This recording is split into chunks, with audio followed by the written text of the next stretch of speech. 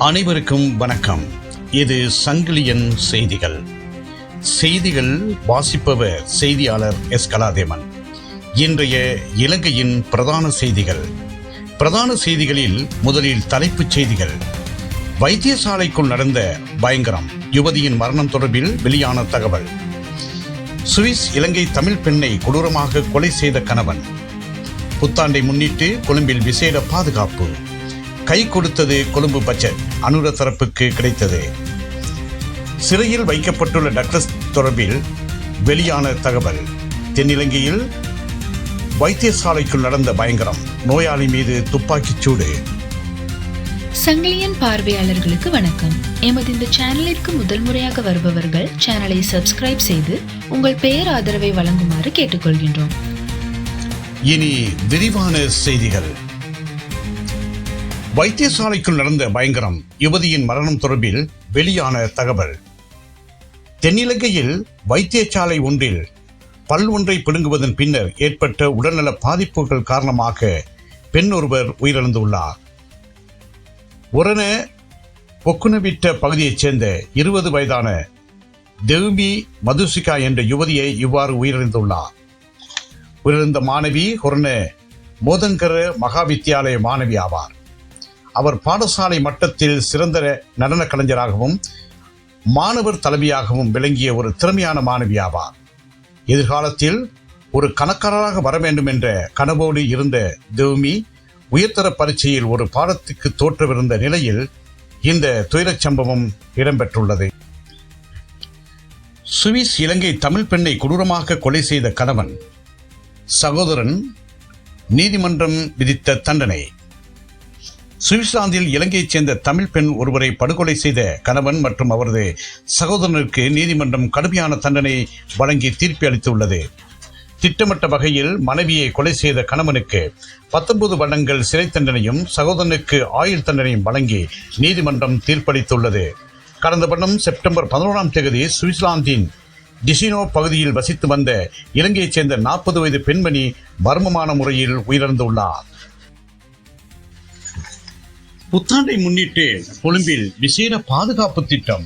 எதிர்வரும் புத்தாண்டை முன்னிட்டு பொதுமக்களின் பாதுகாப்பை கருத்தில் கொண்டு விசேட பாதுகாப்பு நடவடிக்கைகள் ஒழுங்குபடுத்தப்பட்டுள்ளதாக போலீஸ் தலைமையகம் தெரிவித்துள்ளது. போலீஸ் ஊடகப் பிரிவு இன்று 30 வெளியிட்டுள்ள அறிக்கையில் இதனை குறிப்பிட்டுள்ளது. அந்த அறிக்கையில் மேலும் குறிப்பிடப்பட்டுள்ளதாவது: புத்தாண்டு பிறப்பை ஒட்டி தலைநகரில் பாதுகாப்பு பலப்படுத்தப்பட்டுள்ளன.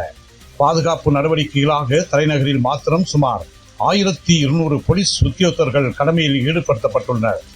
இதன்போது வீதியோரங்களில் அல்லது நடைபாதைகளில் போக்குவரத்துக்கு இடையூறு விளைவிக்கும் வகையில் வாகனங்களை நிறுத்தி வைப்பவர்களுக்கு எதிராக கடும் நடவடிக்கை எடுக்கப்படும் என அந்த அறிக்கையில் தெரிவிக்கப்பட்டுள்ளது.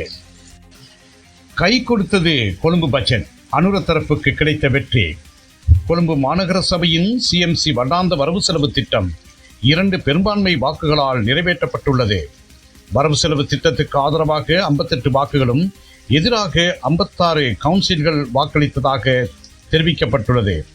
கொழும்பு மாநகர சபையின் 2026ஆம் ஆண்டுக்கான வரவு செலவு திட்ட முன்மொழிவு முதலில் டிசம்பர் 22ஆம் தேதி சபையில் சமர்ப்பிக்கப்பட்ட போது 60 உறுப்பினர்கள் அதற்கு எதிராகவும் 57 உறுப்பினர்கள் வரவு செலவு திட்டத்துக்கு ஆதரவாகவும் வாக்களித்தனர். திரையில் வைக்கப்பட்டுள்ள டக்ளஸ் தொடர்பில் வெளியான தகவல். நீதிமன்றத்தால் விளக்கமறியல் வைக்கப்பட்டு உத்தரவிடப்பட்ட முன்னாள் அமைச்சர் டக்ளஸ் தேவானந்தா மகர சிறைச்சாலை வைத்தியசாலையில் அனுமதிக்கப்பட்டுள்ளார். மகர சிறைச்சாலையில் அவருக்கு பலத்த பாதுகாப்பு வழங்கப்பட்டுள்ளது. அத்துடன் பார்வையாளர்களை சந்திப்பது கட்டுப்படுத்தப்பட்டுள்ளதாக சிறைச்சாலை வட்டாரங்கள் தெரிவிக்கின்றன. மேலும் மதியம் மகர சிறைச்சாலைக்கு அழைத்துச் செல்லப்பட்ட முன்னாள் அமைச்சர் டக்ளஸ் தேவானந்தா சிறைச்சாலை வைத்தியர் பரிசோதித்து பின்னர் சிறைச்சாலை வைத்தியசாலையில் அனுமதிக்கப்பட்டுள்ளார். அரசாங்கத்தால் டாக்டர் தேவானந்தாவுக்கு சட்டப்பூர்வமாக வழங்கப்பட்ட கைத்துப்பாக்கி பாதாள உலக கும்பல் உறுப்பினர்களின் கைகளில் சிக்கியமை தொடர்பில் அவர் கைது செய்யப்பட்டுள்ளார். தென்னிலங்கையில் வைத்தியசாலைக்குள் நடந்த பயங்கரம், நோயாளி மீது துப்பாக்கிச் சூடு. களுத்துறை நாகுட போதன மருத்துவமனையில் துப்பாக்கிச்சூடு சம்பவம் ஒன்று நடத்தப்பட்டுள்ளது. இன்று காலை நடந்த துப்பாக்கிச் சூட்டில் சிறைச்சாலை கைதி ஒருவர் குறிவைக்கப்பட்டுள்ளதாக போலீசார் தெரிவித்துள்ளனர். மருத்துவமனையின் 14வது அறையில் சிகிச்சை பெற்று வந்த சிறைச்சாலை கைதி மீது துப்பாக்கிச் சூடு நடத்தப்பட்ட நேரத்தில் சிறைச்சாலை அதிகாரிகள் அங்கு இருந்ததாக தெரிய வந்துள்ளது. மேலதிக விசாரணைகளை போலீசார் மேற்கொண்டு வருகின்றனர். இத்துடன் இன்றைய சங்கிலியனின் செய்திகள் நிறைவருகின்றன. மீண்டும் ஒரு செய்தி அறிக்கையின் ஊடாக உங்களை சந்திக்கும் வரை அன்பு வணக்கம்.